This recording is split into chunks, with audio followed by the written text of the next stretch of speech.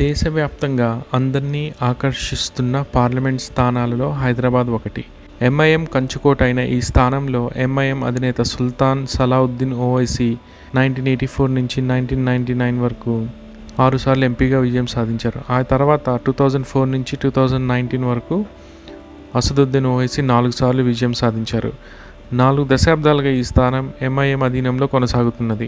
ఈ నేపథ్యంలో ఈసారి బీజేపీ ఇక్కడి నుంచి నిలబెట్టిన అభ్యర్థి కొంపెల్లి మాధవీలత అందరి దృష్టిని ఆకర్షిస్తున్నారు. హిందుత్వ ప్రచారంలో గత కొన్ని నెలలుగా సోషల్ మీడియా ప్రచారంలో అనూహ్యంగా ముందుకు వచ్చిన మాధవీలత తెలంగాణ బీజేపీ నేతలతో సంబంధం లేకుండా నేరుగా ఢిల్లీ పెద్దల ఆశీస్సులతో టికెట్ సాధించుకున్నారు.